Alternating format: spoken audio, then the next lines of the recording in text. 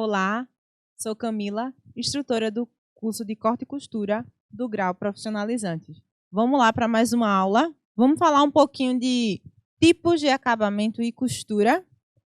Costura é primordial para qualquer coisa, né? Já que a gente está falando de corte e costura, não podia faltar a costura. Então, vamos conhecer mais um pouquinho sobre tipos de costura. Temos a primeira costura. Vamos falar de costura. O que é costura? Costura é um ato de unir, né? Unir um tecido no outro para poder formar a peça. Primeiro a gente corta, né? Faz a modelagem, depois o corte, depois a costura. Por isso que é importante. E a costura ela também vai... A gente tem que entender qual é o tecido, qual a costura que melhor se aplica a cada tecido, o que é que eu quero fazer com cada uma daquelas peças. Então, temos a costura reta, aberta e chuleada. O que é isso? É usada em vários processos da confecção de peças. Formas mais simples de unir duas partes de um tecido. Então, como é que eu faço essa costura? Como tem aqui no exemplo da foto. Faço chuleado, que pode ser passado na máquina de overlock. Depois eu passo uma costura reta. Muitas pessoas que não têm a máquina de overlock também costumam fazer esse chuleado na máquina de zigue-zague. Essa costura vai evitar com que o tecido desfie. A próxima costura é a costura reta, fechada, chuleada, usada em técnicas de costura mais brutas, quando se trabalha com várias camadas de tecido ou quando se quer facilitar o processo sem perder a qualidade. Então, a gente primeiro passa a máquina reta na costura, une uma parte da peça com a outra na reta, depois passa o chuleado. Então, a gente percebeu, vejam a diferença, que na costura fechada e chuleada, a gente primeiro passa reta, junta as duas extremidades e passa na máquina overlock ou na zigue-zague, por exemplo. Vamos só voltar para costura aberta. Então, como é que eu faço essa abertura, Camila? Então, primeiro, eu pego separadamente cada pedaço do tecido. Então, antes de unir na reta, percebam a diferença? Antes de unir na reta, eu overloco a peça inteira que vai receber a costura reta. Depois disso, eu passo a máquina reta. Então, como é que eu faço para abrir isso? Vou no ferro e passo entre as duas costuras. Então, vai ficar a costura reta no meio e uma costura para um lado e a outra para o outro. Esse tipo de costura é bem utilizada para fazer com que a costura ela dê o assentamento, vamos dizer assim, ela se vista melhor, tá? Então, ferro para tecido plano, deixando bem claro, né, abrindo esse parêntese, é muito importante. Então, essa costura reta e aberta, ela é muito utilizada em tecidos planos, que são aqueles tecidos que têm ou não têm elasticidade ou têm pouca elasticidade, tá?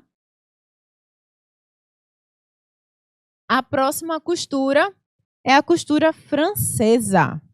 Essa costura ela não deixa nenhum tipo de... Ela costura tudo. A gente não vê o chuleado do tecido. Então, deixa uma peça limpa.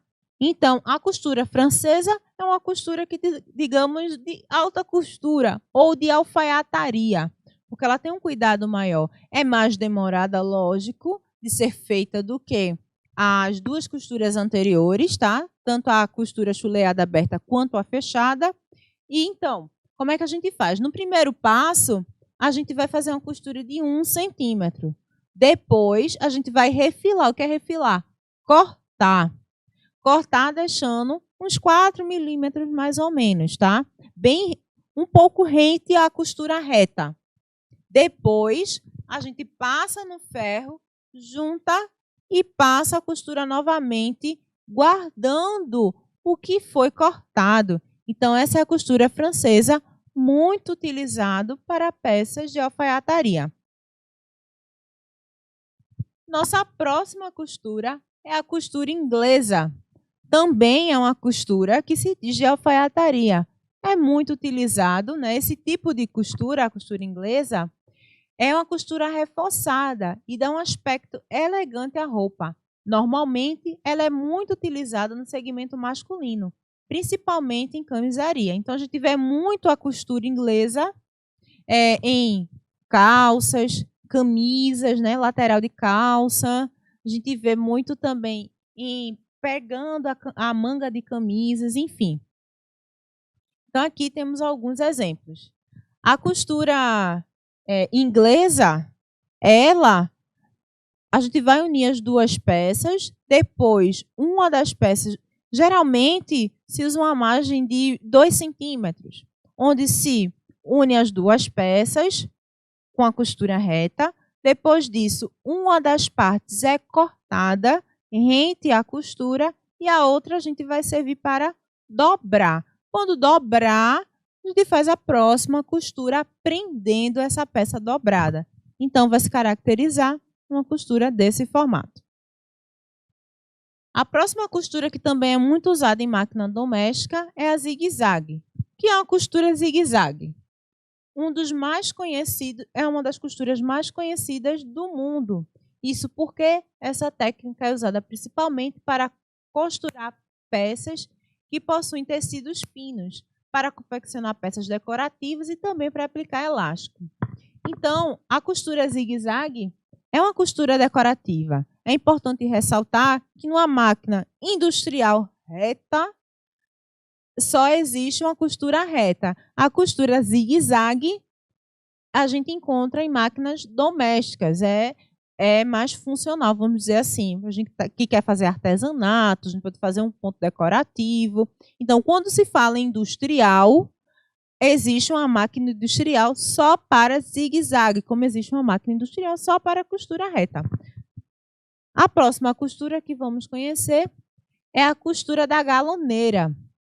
Qual é essa costura? Ela é indicada para fazer trabalhos como bainha, colaretes, golas, barras, aplicações de viés e debrum, rebatimento de elástico e outros tipos também, né, de itens que têm elasticidade. Então, é importante ressaltar que a costura da galoneira ela é muito utilizada para fazer costuras com elasticidade. Por que com elasticidade? Porque ela me dá uma barra com duas costuras retas e a costura que fica, vamos dizer, em zigue-zague. Essa costura que faz um laço. Essa costura que dá o laço, a laçada, ela vai me dar mais flexibilidade. Um tecido que precisa de elasticidade. São tecidos que têm o elastano, né? Muito comumente utilizado como malha. Malha para fazer vestido, malha para fazer biquíni. Então, tudo isso são tecidos que têm elasticidade, que são utilizados também a costura da galoneira. Nossa próxima costura é a costura overlock. Faz duas tarefas ao mesmo tempo, a costura e o chuleio. O chuleio é acabamento, tá? É utilizado principalmente para fazer costuras de tecido que possuem elasticidade. Então, como a gente viu na costura aberta e na costura fechada, né, reta com chuleio, a costura da overlock ela vai nos dar esse acabamento, além do corte do refilamento, né, que existe também na costura overlock. Muito utilizada para tecidos com elasticidade, porque a laçada da fibra me dá a possibilidade de esticar o tecido. Então, o tecido plano e o tecido elástico se comportam de diferentes formas. O tecido plano, a gente precisa, por exemplo, colocar pinces, fazer ajuste ao corpo. Já o tecido elástico, ele se molda ao nosso corpo. A gente não precisa colocar pence, né, neles. Então, por isso que a costura overlock é indicada principalmente para esses tecidos. Um ponto bastante importante antes de começar a costura reta é o retrocesso. E o que é o retrocesso? O retrocesso ele é utilizado em todo o processo de construção de uma peça na máquina reta a ponto fixo, para reforçar a costura, não deixando a mesma se desfazer. Então, sempre lembrar, quando for fazer uma costura em uma máquina reta, usar o retrocesso.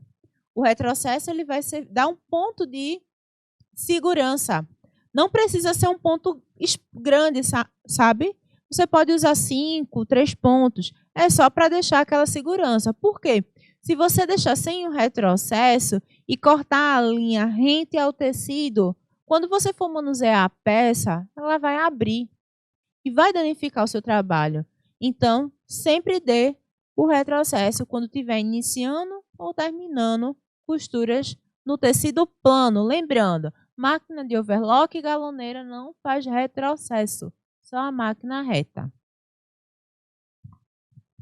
O outro ponto que é importante, também falando do tecido plano, é a costura da pence. Que é a pence? A pence é um recurso utilizado para ajustar melhor o tecido plano, que é a matéria-prima, ao corpo, servindo para marcar a cintura, embutir recortes e estruturar outras partes necessárias do corpo. Então, como foi dito anteriormente, o tecido elástico, a malha, ela se molda ao corpo. Já o tecido plano, não. Então, o que acontece? Vai ter determinados pontos, por exemplo, o busto, cintura, que a gente vai ter excesso de pano. Esse excesso de pano é colocado para poder eliminar a pence. E essa pence, ela deve ser costurada antes do fechamento da peça. A pence é um acréscimo. Uma pence de busto, por exemplo, dependendo do busto, a gente tem uma pence de 3 centímetros, 4 centímetros. Então, isso é um acréscimo na lateral da peça. Quando a gente faz a modelagem, o processo, a planificação do corpo no papel, essa pence ela é acrescentada na altura da lateral do busto da peça, né? Então, se eu deixar essa pence aberta, ela não vai fazer o desenho do meu busto, então não vai ter uma boa vestibilidade.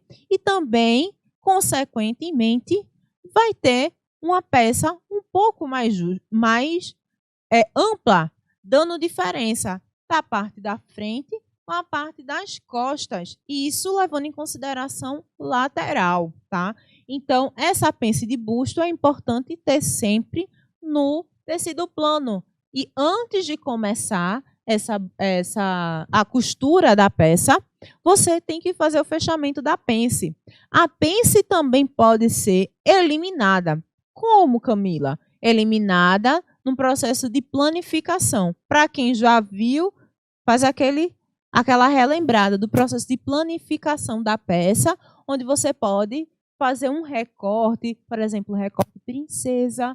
Esse recorte vai levar à eliminação tanto da pence do busto quanto da pence da cintura, certo? Então, a pence da cintura é outro ponto. A pence da cintura, dependendo da ocasião, se eu quero uma peça mais estruturada ao corpo, eu tenho essa pence também. Já se eu não quero, eu posso deixar essa pence... eu não quero essa peça marcando a cintura. Posso deixar essa pence livre, aberta. Então, a pence da cintura também usa a mesma lógica da pence do busto. Quando eu tiver uma pence na cintura, que tanto pode variar para a parte dianteira quanto para a parte traseira, tenho que costurar primeiro a pence. Por quê? Se eu tenho uma medida de cintura de um tamanho 36 e a pence é de 3 centímetros, eu tenho 2 pences. Então, aí já vai aumentar na modelagem 6 centímetros. Então, é importante você perceber que dentro da pence também tem que ser costurada primeiro. Então, como é que eu faço? Marco a minha pence, como mostra aqui, vou unir, dando um pique em cada ponto onde está a minha pence.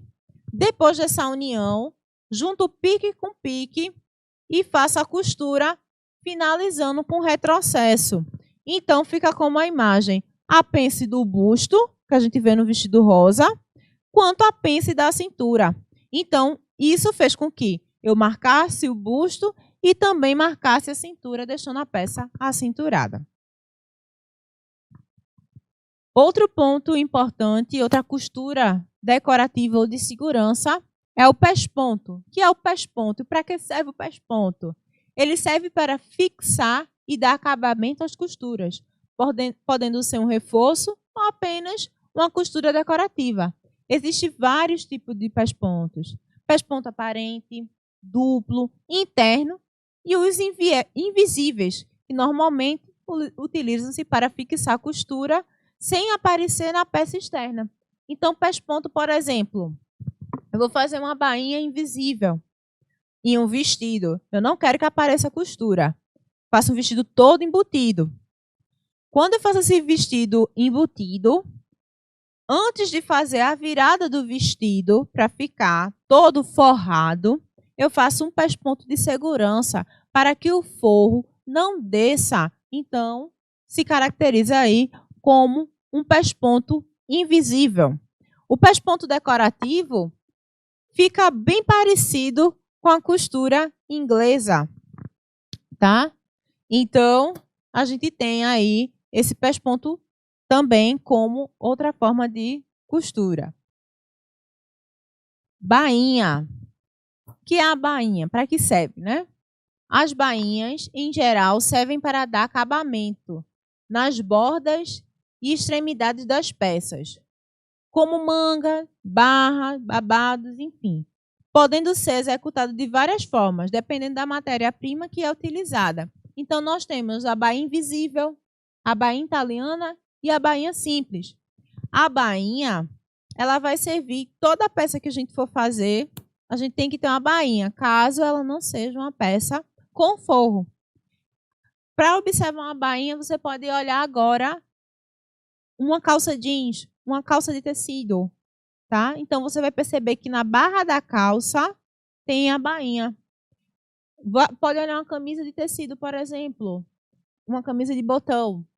Você vai olhar também que na barra da manga tem uma bainha. Então, a bainha ela pode ser de várias formas. Temos a bainha de pés-ponto duplo, com duas viradas, né? Temos a bainha de lenço, que é uma bainha bem fina, utilizada muito em tecidos finos. Aí você me pergunta, como é que eu faço isso, Camila? É uma dor de cabeça para fazer, realmente. Na máquina industrial, a gente tem um aparelhinho que coloca lá e faz a bainha de lenço. Mas na máquina doméstica, a gente pode fazer a bainha de lenço de uma forma bem simples. Passando no ferro, marcando meio centímetro. Passo uma costura reta em toda a peça, num ponto mais folgado. Depois, dobro, passo o ferro novamente para vincar, passo outra costura. Importante, deixando a costura que for da bainha, né, do ponto mais largo, sem um retrocesso. Tá? Muda a tensão do ponto para deixar no ponto do meu agrado, do seu agrado, e você passa a costura novamente. Depois que fizer isso, você vai lá, deixa o espaçamento, a costura que foi mais folgada é folgada, não para franzir. Então, você tem que tomar cuidado com isso também, porque senão a peça vai franzir toda. É só um ponto mais folgado. Depois que esse ponto folgado, você fizer a nova bainha por cima do que já tem, mais meio centímetro, você vai lá e puxa o ponto que foi folgado. Outro acabamento é a bainha em viés, muito utilizada também para dar peças decorativas, fantasias e também para dar um charme a mais na peça que você queira. O viés a gente pode fazer ou pode comprar o viés pronto. E aí, o queridinho, o viés. Quem é o viés, né? O viés é uma tira cortada na diagonal do tecido, ideal para dar acabamento nas extremidades da roupa, principalmente no caso de formas curvas. Então, existem diversos tipos de viés. Existe viés de seda, viés de tecido, viés decorativo, enfim, viés estampado, viés liso. Existe uma infinidade, comprados em rolos, né, na peça, ou você pode fazer usando o tecido da peça, cortando na diagonal, porque viés? O viés é o fio que passa cruzando a margem. Imagine que isso aqui seja o tecido. O fio do viés, ele passa cruzando o tecido. Por quê? Ele vai me dar elasticidade para se moldar na forma curva. Então, a costura do viés, o viés como acabamento pode substituir o chuleado. A gente passa o viés primeiro em toda a peça que deseja, depois, né, de um lado e do outro, depois passa a costura reta e abre. Então, quando a gente coloca numa peça o acabamento em viés, a gente está fazendo uma peça que tem um acabamento de alfaiataria. Então, se você ainda não tem uma máquina overlock para agilizar o seu processo de produção, tem só a doméstica e não quer fazer o zigue-zague, que também pode ser um substituto do chuleado, da galoneira, você pode usar a peça do viés, o viés fino. Então, a gente tem viés grosso e viés fino. Você usa o viés fino. Ideal que seja o viés de cetim, que pode ser comprado em peça, porque ele é o de algodão, ele é mais grosseiro. Do cetim ele é mais delicado, então ele vai trazer essa delicadeza, vai deixar a peça sem muito peso. Então você pode também fazer isso com viés de cetim na sua máquina doméstica. Então você pode fazer, costura uma peça, primeiro passa o viés na peça, na extremidade que deseja costurar, passa a costura reta, passa o ferro para abrir a costura, como está aqui no exemplo. Então o viés também é uma forma de um acabamento e, além de tudo, particularmente, deixa a peça muito linda, né? Então é isso, pessoal. Obrigada por mais um encontro. Tamo junto.